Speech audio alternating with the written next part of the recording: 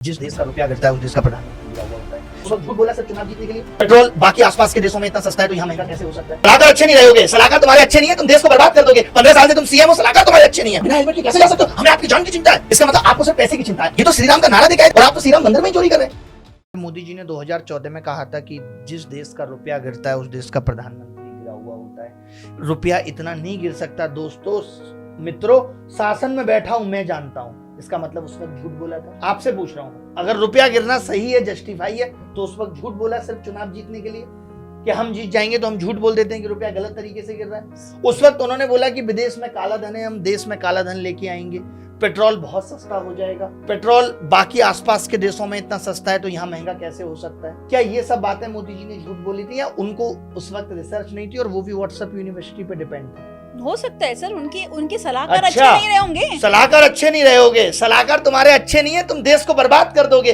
15 साल से तुम सीएम हो, सलाहकार तुम्हारे अच्छे नहीं है। वाह, तो अब मैं कैसे मान लूं कि अब सलाहकार अच्छे हैं। दिल्ली जैसे शहर में आप भारत को विकसित करने की बात करते हैं और दिल्ली में स्लम एरियाज की क्या हालत है, आप उसको नहीं सुधार कर पा रहे। आज भी मुखर्जी नगर, गांधी विहार, नेहरू विहार चले जाइए, वहां तार के ऐसे गुच्छे हैं कि आग लगे तो निकलना भारी हो जाए वहां से, और आप कह रहे हैं कि नहीं देश विकसित हो जाएगा। क्या आपको लगता नहीं है कि कोचिंग सेंटर्स एक माफिया हो चुका है जो बच्चों की सुरक्षा नहीं देखता, उनका फर्ज नहीं बनता फायर नॉर्म्स अपनाने के लिए? एक बात बताइए, अगर रोड पे आदमी अपनी सुरक्षा नहीं देख रहा है और स्कूटर उठा के चल देता है, तब आपकी 3 पुलिस कैसे उसे रोक के 2500 का चालान मुंह पे चिपका देती है। अपनी सुरक्षा नहीं देख रहा, और यहाँ कोचिंग ने 150 बच्चों या 1000 बच्चों की सुरक्षा नहीं देखी, तब आपके लोग कहाँ थे ये देखने के लिए। ये सरकार की जिम्मेदारी है ना।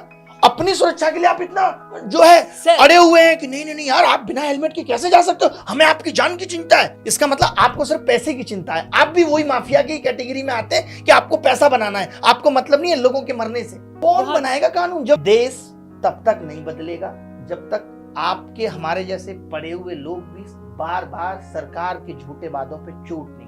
हम गए डीओपीटी के बाहर, हमने आंदोलन किया, आज से 8 महीने पहले की बात है, और हमने बड़े सलीके से रिक्वेस्ट की कि साहब हमें डीओपीटी मिनिस्टर साहब से मिलना है, और 4 दिन बाद हमें मिलने का सौभाग्य भी प्राप्त हुआ। उन्होंने बुलाया एसएससी के चेयरमैन को, 8 बातों पे चर्चा हुई, ये काम हो जाने चाहिए, ऐसा होना चाहिए। हमने कहा साहब ये गलत सवाल पूछ के बच्चों से 100 रुपए वसूलते हैं, पूरी माफियागिरी पे उतर आए हैं। उन्होंने कहा अच्छा गलत सवाल पूछ के पैसे वसूलते हो, ये तो गलत है। चेयरमैन साहब ने लड़खड़ाती हुई जीप से कहा नहीं अब आगे से नहीं वसूलेंगे, इसको नॉन रिफंडेबल बना देंगे, ऐसा कर देंगे, रिफंडेबल बना देंगे, रिफंड कर देंगे। 4-5 बातें कहीं, उसके बाद अगला नोटिस आया तो बोला अब 100 रुपए नहीं लिए जाएंगे, 50 लिए जाएंगे। हमें लगा अभी शायद इनकी मजबूरियां हैं, कुछ वादे कर रखे होंगे, 50 ले रहे, आगे माफ कर देंगे। फिर वापस 100 पे आ गए। क्या करे आदमी? ये जो लोग आज शिक्षा मंत्री का इस्तीफा मांग रहे हैं, ये 8-9 साल से ऐसे ही माफ करते हुए बैठे हैं। अगर हम लोग इन लोगों को इसी तरीके से माफ करते रहे तो ये दिन दूर नहीं है जब हो सकता है कि छोटे छोटे देशों की इकोनॉमी भी हमसे ऊपर निकल जाए, उनका लिविंग स्टैंडर्ड भी हमसे ऊपर निकल जाए। हम बहुत चीजों में पीछे जा रहे हैं, चाइना से खरीदना इतना पड़ रहा है। सर हम चाइना से कहाँ ज्यादा खरीद रहे हैं? कहाँ ज्यादा खरीद रहे हैं? $136 बिलियन खरीदा हमने 2025 में, और चाइना को बेचा है $19 बिलियन। आप पढ़िए,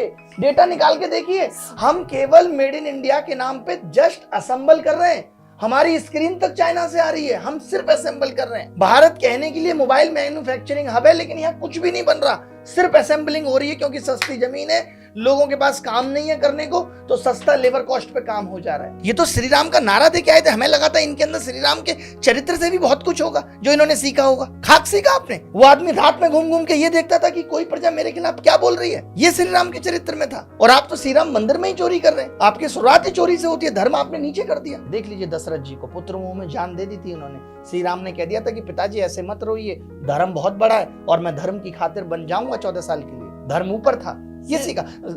भगवान श्री राम को सत्ता की भूख नहीं थी, सत्ता का त्याग था उनके अंदर। इनको सत्ता की भूख है। अरे प्रधानमंत्री जी को प्रधानमंत्री जी बना दिया गया, अब उनका फोकस होना चाहिए देश कैसे आगे जाए। मुझे मतलब नहीं है, मैं अब किसी चुनाव प्रचार में भी नहीं आऊंगा, और पहले के जो प्रधानमंत्री आते थे वो भी गलत करते थे। मैं नहीं आऊंगा अब किसी राज्य के चुनाव प्रचार में। अपने आप देखो, मुझे केंद्र की जिम्मेदारी मिली है, देश की जिम्मेदारी मिली है। किसी भी राज्य का कोई भी मुख्यमंत्री बने, मैं सीधे उसको जिम्मेदारियां दूंगा। आप तो बल्कि उल्टा क्या कर रहे हो, किसी भी राज्य में किसी भी ऐसे आदमी को जिसके अंदर कोई अकाउंटेबिलिटी नहीं है, कोई अनुभव नहीं है, उसको उठा के सीएम बना दे। गांधी जी ने एक बात कही थी, यदि मेरा बस चले तो मैं शिक्षा प्रणाली को जड़ मूल से उखाड़ दूं और उसे समाज की आवश्यकताओं के साथ जोड़ दूं। ये बात उन्होंने पूरी 100 साल पहले ये बात बोली थी। तो कहीं ना कहीं शिक्षा प्रणाली तो शुरू से ही बिगड़ी हुई है अपनी। उसको कांग्रेस का 70 साल कांग्रेस ने दिए, क्या किया कांग्रेस ने? तो अब मैं वही कह रहा हूँ ना, इसीलिए अभी आवाज उठा रहे हैं कि 70 साल कांग्रेस ने दिए, 20 साल इनको दे देंगे, 90 साल हो जाएंगे। फिर मैं आपके लड़के के साथ बैठ के पॉडकास्ट कर रहा हूँ, वो मुझसे पूछेगा 90 साल में क्या हुआ देश का, एक तीसरी पार्टी आ जाएगी। अब वो भी इसलिए नहीं करेगी क्योंकि जब 90 साल में नहीं हुआ तो हम भी क्यों करें। फिर ऐसे तो चलता रहा, हम लोग भी निकल लेंगे, आगे आने वाली पीढ़ी देखेगी क्या बेवकूफ हमारे लोग थे, आवाज नहीं उठा पाए, सरकारें इतना गलत कर रही थी।